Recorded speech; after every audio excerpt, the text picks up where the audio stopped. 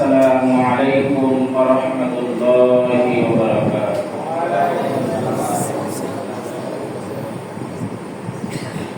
نحمده ونستعينه ونستغفره ونعوذ بالله من شرور أنفسنا ومن سيئات أعمالنا من يهده الله فلا مضل له ومن يضلل فلن تجد له وليا مرشدا ونشهد أن لا إله إلا الله وحده لا شريك له ونشهد أن سيدنا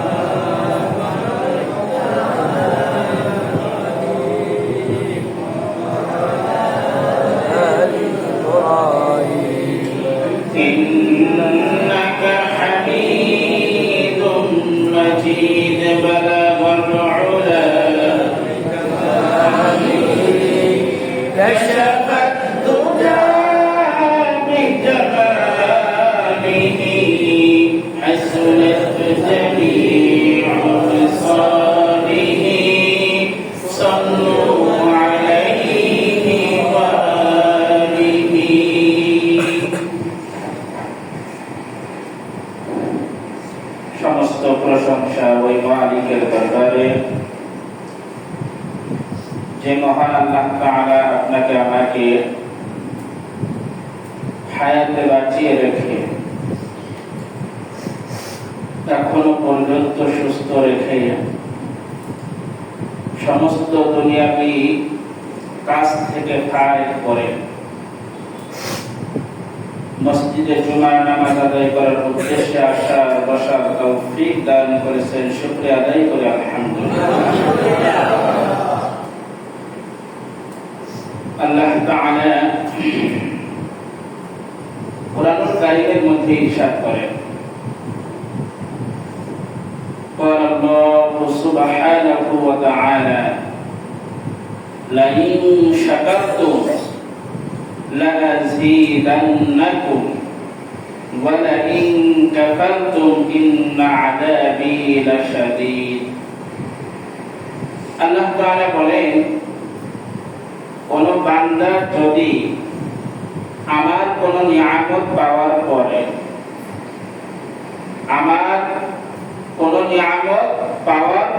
যদি আমার জন্য শুকরিয়া আদায় না করে, আল্লাহ তাআলা বলেন আমি তার নিয়ামতকে ছিনাই নিই। এবং যদি আমার নিয়ামত পাওয়ার পরে শুকরিয়া আদায় করে, যে নিয়ামতের পাওয়ার পরে শুকরিয়া আদায় করলো, ওই নিয়ামতটাকে আমি আল্লাহ তাআলা কোটি কোটি গুণ বৃদ্ধি করি। আর যদি নিয়ামত পাওয়ার পরে শুকরিয়া আদায় না করি, তাহলে যে নিয়ামতটা আমি দিয়েছি ওই নিয়ামতটা ছিনাই নিই। মৃত্যুর পরে এই শুকরিয়া আদায় করার না করার কারণে আমি কঠিন আযাবের মধ্যে তাকে পাঠাবো। এই কারণে আমরা যে অবস্থায় আছি, সর্বোপরি আমরা শুকরিয়া আদায় করবো কার? আল্লাহ তাআলা। আমরা নিজেদের দিকে যদি তাকাই তাহলে দেখতে পারবো আমরা এখন এখানে বসে আছি, অনেকে একটু অসুস্থতার মধ্যে আছি। আপনি যখন হাসপাতালে যাবেন দেখবেন যে আপনি অনেক সুস্থতায় আছেন।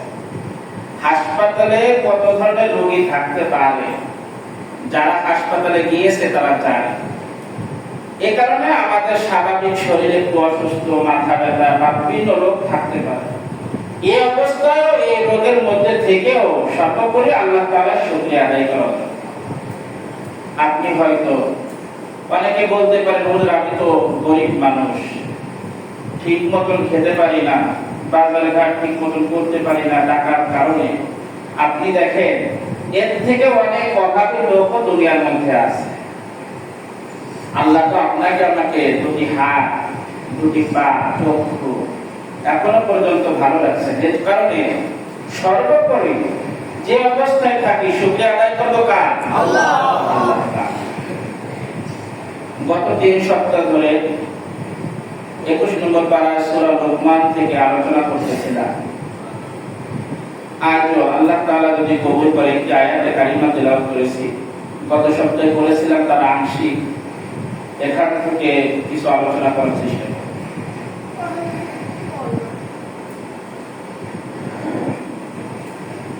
কোরআনুল কারীমের মধ্যে এসেছে হযরত লুকমান আলাইহিস সালাতু ওয়াস সালাম তার সন্তানদেরকে কয়েকটি বিষয় নসিহত করেছিলেন।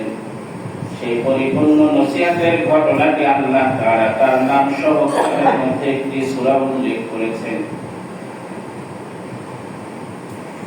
21 নম্বর পারা সূরা লুকমানের 16 নম্বর আয়াত আল্লাহ তাআলা কোরআনুল কারীমের মধ্যে ওই ঘটনাটি নিয়ে আসছেন।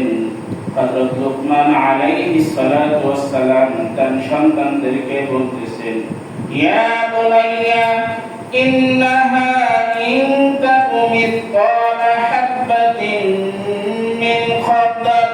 হে আমার কলিজার টুকরা সন্তান, দুনিয়ার মধ্যে যদি কোনো একটি বস্তু, গত সপ্তাহে বলেছিলাম সরিষার দানার সমপরিমাণও যদি হয়, কোন বস্তু যদি এত ছোট এত ক্ষুদ্র যেটা সরিষার দানার সমপরিমাণ, এই বস্তুটাকেও আল্লাহ তাআলা কিয়ামতের ময়দানে উপস্থিত করবেন।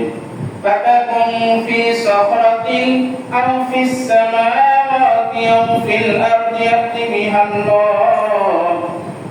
লুকমান আলাইহিস সালাতু ওয়াস সালাম তার সন্তানদেরকে সামনে বসে কি সুন্দর নসিহত করতেছেন একটু লক্ষ্য করেন।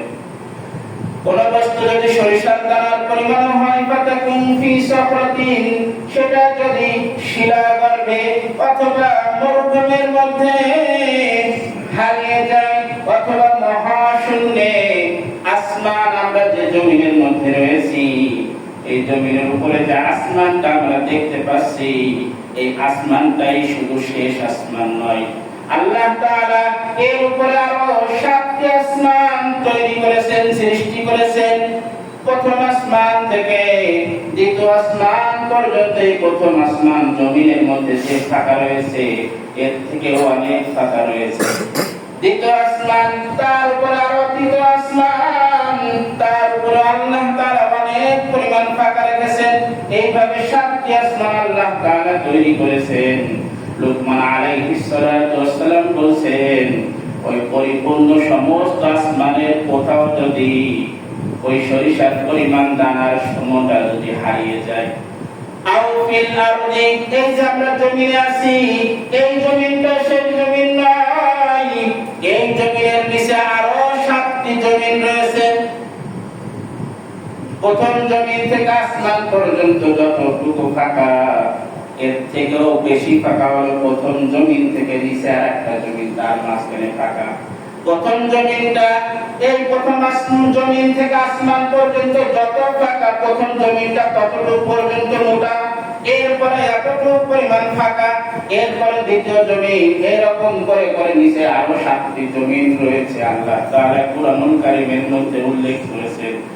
লুকমান আলাইহিস সালাতু ওয়াস সালাম বলেন, ও আমার কলিজার টুকরা সন্তান, এই নিচে যে 7টা জমিন রয়েছে এই অতল জমিনের যে কোনো জায়গায় যদি ওই সরিষার পরিমাণ কোন একটা জিনিসও যদি হারিয়ে যায়, একটি ওই কঠিন কিয়ামতের ময়দানে ওই সরিষার সমপরিমাণ জিনিসটাও আল্লাহ তাআলা তোমার সামনে উপস্থিত করবে।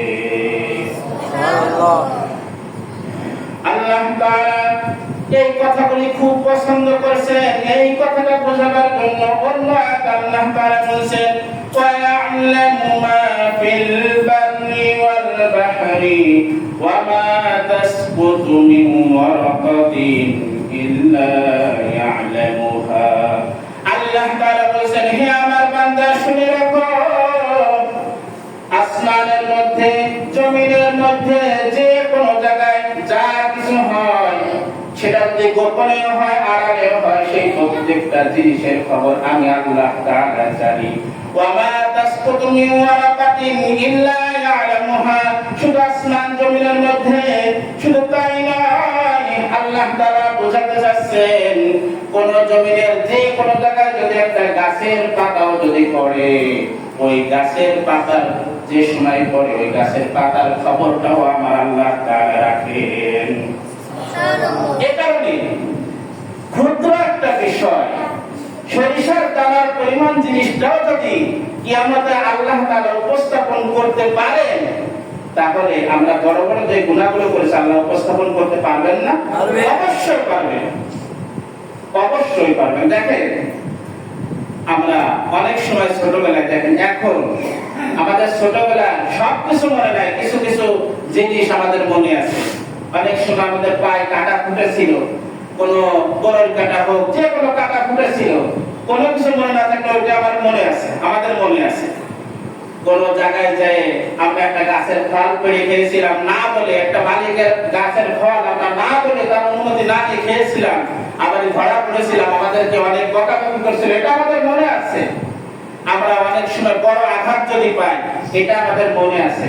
তাহলে এই কথা মনে রাখেন, এই কথা আপনি বিশ্বাস করেন, কঠিন কিয়ামতের ময়দানে আল্লাহ তাআলা আপনার আমার এই গলার এই জায়গায় একটা মেমোরি কার্ড, অর্থাৎ আমাদের পুরো শরীরের মধ্যে একটা মেমোরি কার্ডের মধ্যে একটা জিনিস আল্লাহ তাআলা রেখে দিয়েছেন, এবং যার তত্ত্বাবধান সর্বোপরি সবসময় একজন ফেরেশতা নিযুক্ত আছে, দুইজন ফেরেশতা নিযুক্ত আছে, তারা করতেছে। আমরা যা কিছু করি সবকিছু কিয়ামতের ময়দানে আমাদের সামনে উপস্থিত করা হবে। সমস্ত সমস্ত কিছুকে উপস্থিত করা হবে। আমাদের অনেক সময় না বোঝার কারণে অনেক ভাইরা বলে ফেলি যে যে জিনিস দেখা যায় না, আমরা কোনোদিনও দেখিনি, সেই জিনিসটাকে আমাদের ময়দানে আল্লাহ মাপবেন কি করে? আমরা শুনি অমুক কাজ করলে এতগুলো নেকি হয়, এত নেকি হয়, 10টা নেকি হয়। হুজুররা বলে কোরআনের প্রত্যেকটা আয়াত পড়লে প্রত্যেকটা হরফে আল্লাহ তাআলা 10টি করে নেকি দেয়। নেকিগুলো তো আমরা দেখি না। দেখি আসলে কি দেখি? আসলে তো আমরা দেখি না। হুজুররা বলে অমুক এই কাজটা করলে মারাত্মক পরিমাণ কবিরা গুনাহ হয়, কবিরা গুনাহটা হলো অনেক বড়। এই জিনিসটা তো আমরা আসলে কোনোদিন দেখি না। আমরা কিন্তু অনেকে এরকম হাসাহাসির ছলে আমরা বলে ফেলি যে যে জিনিসটা দেখি না সেই জিনিসটা কিয়ামতের ময়দানে আল্লাহ তাআলা মাপতে কি করে, ওজন দেবে কি করে? কথা না বলি, কোনো কথা না বলি। শুনেন, বয়ানের মাঝখানে এসব করা ঠিক না। যে কাজই করেন নিরিবিলি করেন। তাহলে অনেকে আমরা বলে ফেলি না জানার কারণে যে যে জিনিসটা দেখা যায় না, খালি শুনি নেকি আর নেকি, গুনাহ আর গুনাহ, অমুক কাজ করলে গুনাহ, অমুক কাজ করলে নেকি, এই জিনিসটা তো দেখা যায় না। আমরা এটা কি আমাদের মধ্যে আল্লাহ কিভাবে মাপবেন? আমরা অনেক সময় হাসাহাসি করি। তাহলে আপনাদেরকে আমি বলি, এই জমিনের মধ্যে যখন ঝড় বাতাস হয়, বাতাসটা খুব পরিমাণ দেওয়া হচ্ছে, গাছের পাতাগুলো অনেক পরিমাণ নড়তেছে, বাতাসের কারণে গাছ পর্যন্ত ভেঙে যাচ্ছে, বিল্ডিং পর্যন্ত ভেঙে যাচ্ছে, যায় কিনা? আপনারা কি এখন পর্যন্ত কোনোদিন বাতাসটা দেখছেন? বাতাসটাকে আসলে অনুভব করি, আমাদের গায়ে লাগতেছে, এই যে বাতাস হচ্ছে, বাতাসটাকে দেখছেন? কিন্তু বৈজ্ঞানিকরা আবিষ্কার করে বলতে পারে না, এখন বলতে পারে না যে কত কিলোমিটার গতিতে বাতাস হয়েছিল, কি পরিমাণ এখানে বাতাস হচ্ছে, এটা বের করতে পারে না। যে জিনিসটা দেখা যায় না সেই জিনিসটা কিন্তু মানুষ বের করতে পারে। যে জিনিসটা দেখা যায় না আল্লাহ বের করতে পারবে? অবশ্যই আল্লাহ বের করতে পারবে। মানুষের ব্রেন দিয়েছেন কে? আল্লাহ। আল্লাহ। আল্লাহ তাআলা বলছেন, অন্য আয়াতের মধ্যে আল্লাহ তাআলা বলছে যে সারা পৃথিবীর মানুষকে আমি যতটুকু ব্রেন দিয়েছি, এটা মনে করেন একটা মহা সমুদ্র, সমুদ্রের মধ্যে একটা সুই, যেটা ওই সুই আমি দিলাম, দেওয়ার পরে উঠো না, আগায় কতটুকু পরিমাণ পানি উঠবে? 1 ফুটও না। সুইয়ের মাথায় 1 ফুট ওঠে না। আপনি একটা কাঠি ডুবা, তার মাথায় যে পানিটা ওঠে, একটা সুই পানির মধ্যে ঢুকে দেখেন সামান্য পরিমাণ পানি ওঠে। আল্লাহ তাআলা বলেন সারা পৃথিবীর সমস্ত মানুষ যতই বাহাদুরি করুক, যা কিছু আবিষ্কার ব্রেন দিয়েই তো করে, এই সমস্ত মানুষের ব্রেন ওই সূর্যের আগার পরিমাণ, আর বাকি সমুদ্র হলো আমার কাছে। এই কারণে তাহলে মানুষকে ব্রেন দিয়েছে আল্লাহ, সেই ব্রেন দ্বারা সৃষ্টি করে পরীক্ষা করে যদি বাতাস যেটা দেখা যায় না এটা বের করতে পারে, কিয়ামতের ময়দানে অবশ্যই আল্লাহ তাআলা আপনার আমার নেকি বের করতে পারবে, অবশ্যই পারবে। যখন আমাদের বাচ্চাদের জ্বর হয় বা আমাদের জ্বর হয়, কি পরিমাণ শরীরে তাপ আমরা অনুভব করি, জ্বরটাকে দেখা যায়। কিন্তু যখন আপনি ফার্মেসিতে বা কোনো ডাক্তারের কাছে নিয়ে যাবেন, ছোট একটা 30 টাকার থার্মোমিটার দিয়ে আপনাকে পরীক্ষা করে দিতে বলে বলে দিতে পারে আপনার গায়ে কতটুকু জ্বর আছে। যে জ্বরটা দেখা যায় না, 30 টাকার একটা কাঠি যেটা মানুষ আবিষ্কার করেছে, ওই তারা পরীক্ষা করে যদি আপনাকে বলে দিতে পারে এই জ্বরের তাপমাত্রা কতটুকু, তাহলে এটা অবশ্যই বিশ্বাস করেন যে জিনিসটা দেখা যায় না, কিয়ামতের ময়দানে আল্লাহ তাআলা ওই জিনিসটাকে ওরকম বের করে কিয়ামতের ময়দানে মাপবেন। আল্লাহ তাআলা বলেন فَنَضَعُ الْمَوَازِينَ الْقِسْطَ لِيَوْمِ الْقِيَامَةِ فَلَا تُظْلَمُ نَفْسٌ شَيْئًا। 17 নম্বর পারার 5 নম্বর পৃষ্ঠা সূরাতুল আম্বিয়ার মধ্যে আল্লাহ তাআলা বলেন কিয়ামতের ময়দানে আমি একটা মিজানের দাড়ি পাল্লা মাপার জন্য আমি স্থাপন করব। দুনিয়ার মধ্যে তুমি যত প্রকার গুনাহ করেছো, একদম ক্ষুদ্র গুনাহ, ছোট গুনাহ, যেটা সরিষা দানার পরিমাণের থেকেও যদি ছোট হয়, আমি ওই কঠিন কিয়ামতের ময়দানে সেই গুনাহটা আমি উপস্থিত করব। আবার যদি সামান্য পরিমাণ নেকিও তুমি যেটা করছো আমি দেখি না, মানে কোন মানুষ দুনিয়ার মধ্যে কোন মানুষ দেখি নাই তুমি আলাদা জায়গায় যায় গোপনে তুমি একটা নেকির কাজ করেছো, আমি আল্লাহ তাআলা কিয়ামতের ময়দানে সেই নেকিটা উপস্থাপন করব। ওয়ানাদুল মাওয়াসিনাল কিসত লিয়াউমিল কিয়ামাতি ফালা তুযলামু নাফসুন শাইআ।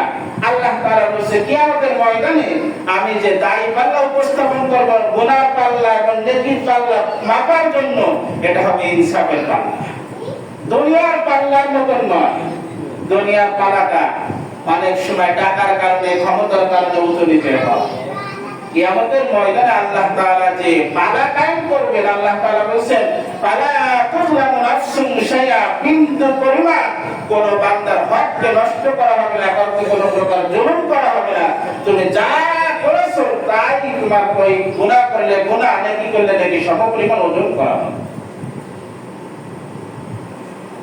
আল্লাহ সুবহানাল্লাহ।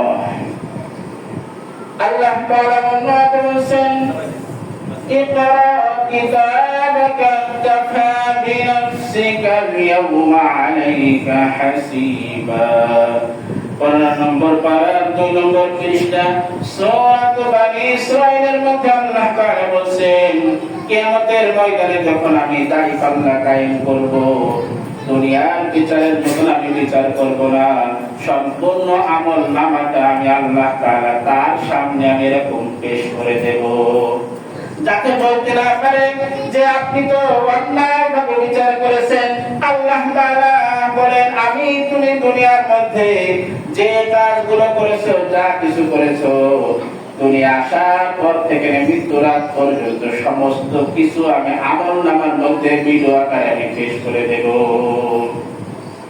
ছোট একটা মেমোরি কার্ড, ছোট একটা কালো মেমোরি কার্ড, যার মধ্যে 250 জিবি 300 জিবি কম্পিউটার মেমোরি কার্ডের মধ্যে কয়েক হাজার হাজার জিবি, যার মধ্যে হাজার হাজার ভিডিও অডিও রেকর্ড সেভ করে রাখা যায় কিনা দেখা যায় ওর মধ্যে। আপনি যদি চান ওই ভিডিওটা 200 বছর 500 বছর পরেও যদি চান, 200-300 বছর আগে যে সময় যা করেছিলাম, মানে যা ভিডিও হয়েছিল এখনো পর্যন্ত কিন্তু ওই মেমোরি কার্ডের মধ্যে সেভ আছে। এটা আমরা এখন বসে বসে মোবাইলে দেখি। গতকালকে কি করেছে, পরশুদিন কি হয়েছে, গত বছর কোন সময় কি হয়েছিল, কোন সময় কোন আন্দোলন হয়েছিল, ভিডিওর মধ্যে রেকর্ড করা আছে মেমোরি কার্ডের মধ্যে, যেটা আমরা এখন বের করে করে দেখি।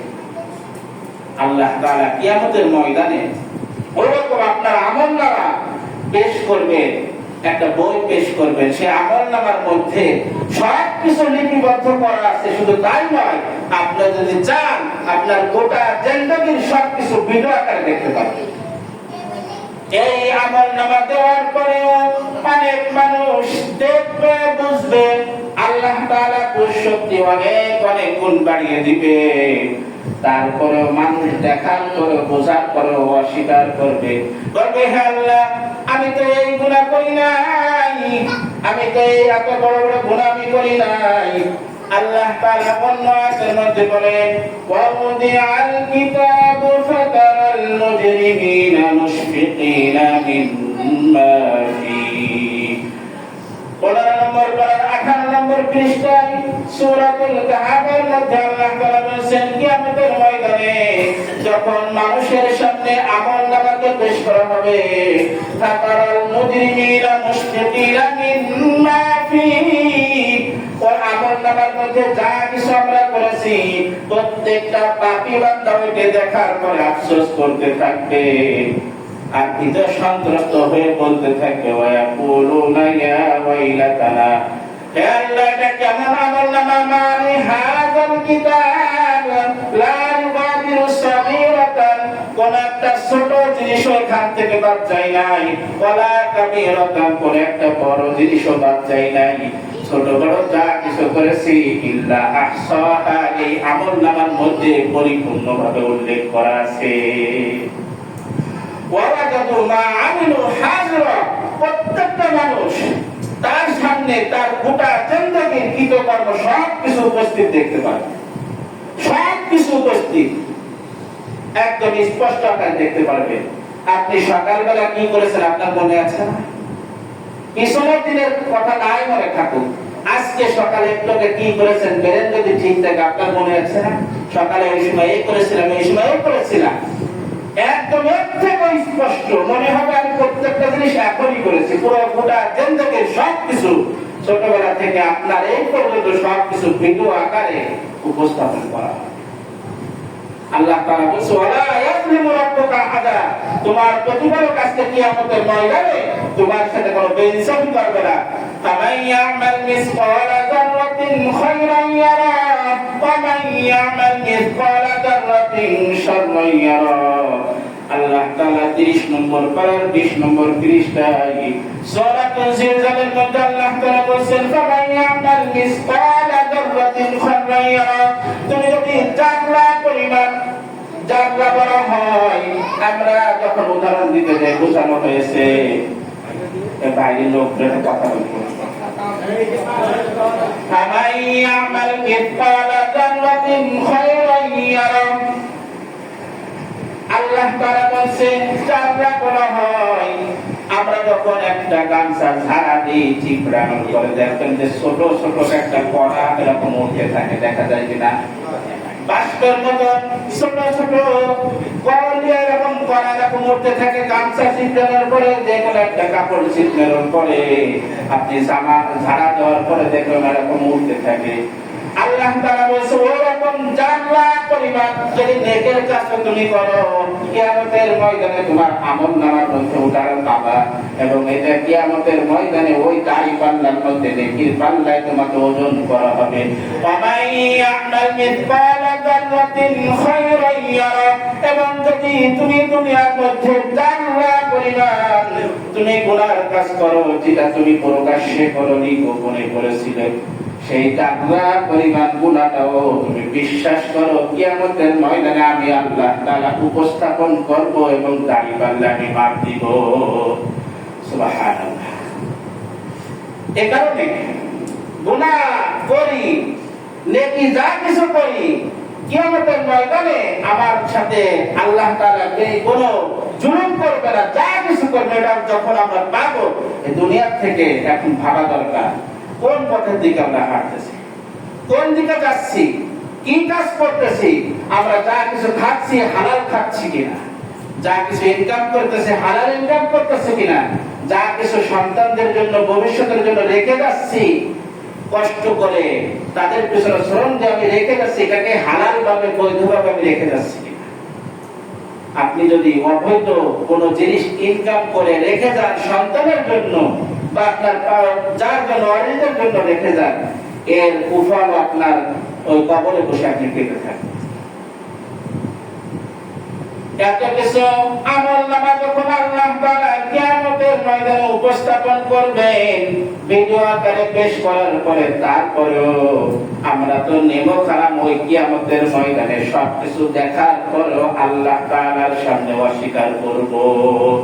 আল্লাহ তাআলা বলেন اليوم نختم على أفواههم وتكلمنا أيديهم وتشهد أرجلهم بما كانوا يكسبون।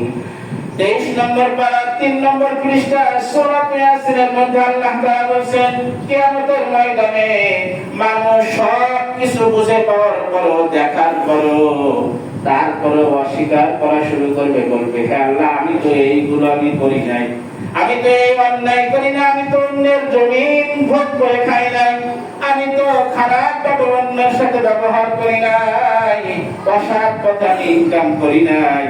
তখন আল্লাহ তাআলা বলেন আল-ইয়াওমা নাখতিমু আলা আফওয়াহিহিম, হে ফেরেশতারা ওই বান্দার মুখের উপরে আজকে মোহর মেরে দাও।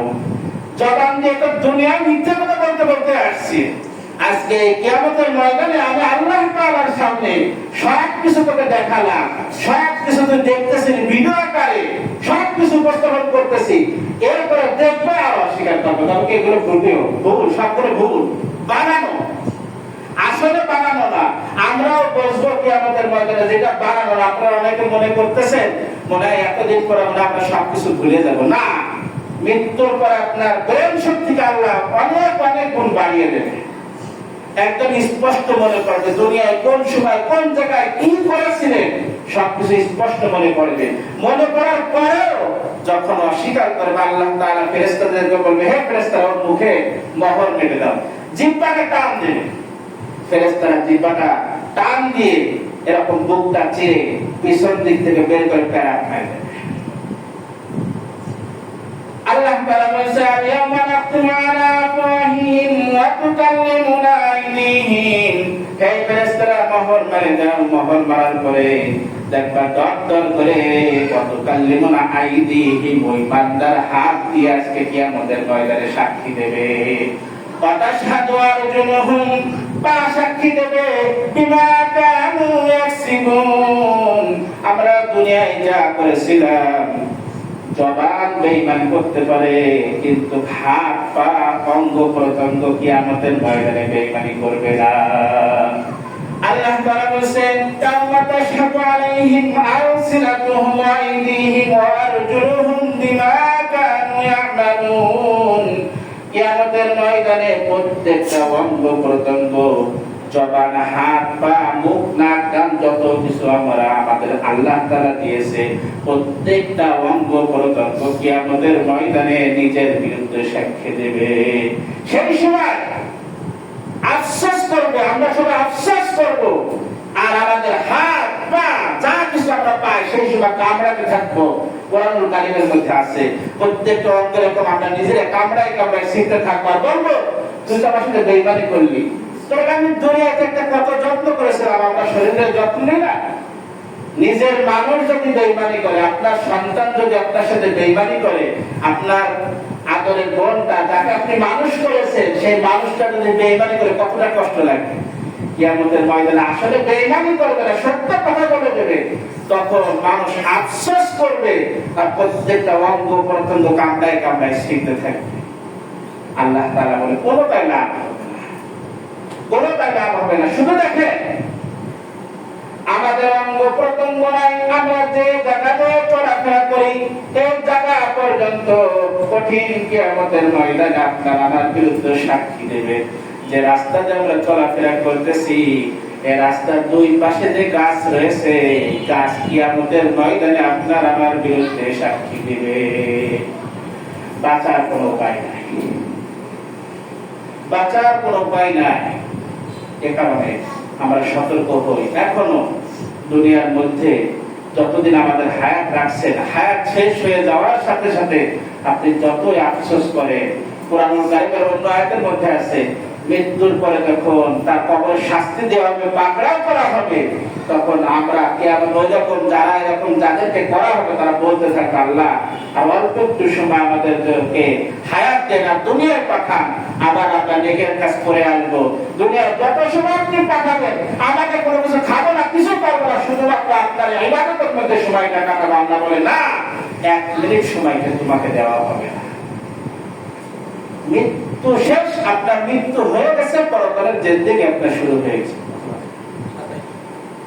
পরকালের জিন্দেগি আপনার শুরু হয়ে গেছে। মেরা দোস্ত ভাই বুজুর্গ, এই জন্য হযরত ওমর রাদিয়াল্লাহু তাআলা বলছে যে মৃত্যুর আগে তুমি মৃত্যুবরণ করো। কথাটা অবাস্তব যে মৃত্যুর আগে তুমি মৃত্যুবরণ করে কি করে? এর কথাটার মানে হলো তুমি মৃত্যু আসার আগে তুমি নিজেকে মৃত্যুর মতো মনে করো, তুমি একদম আল্লাহর সাথে সঁপে দাও। তুমি যা কিছু করো, তোমার সংসার সবকিছু, ছেলে মেয়ে সবকিছু তোমার সঠিক জ্ঞান দিয়েছে, তুমি যাচাই বাছাই করে সঠিকভাবে চলতেছো কিনা, শরীয়ত অনুযায়ী চলতেছো কিনা, তুমি যে কাজটা করতেছো অন্যায় করতেছো কিনা, এটা চিন্তা ভাবনা করে প্রত্যেকটা কদম হাঁটো। এক কদম হাঁটছো, সামনের কদম তুমি ফেলানোর সুযোগ নাও পেতে পারো। এই কারণে যে কথাগুলি বললাম, আল্লাহ তাআলা আপনাকে আমাকে সবাইকে কথাগুলির উপরে আমল করার তৌফিক দান করুন।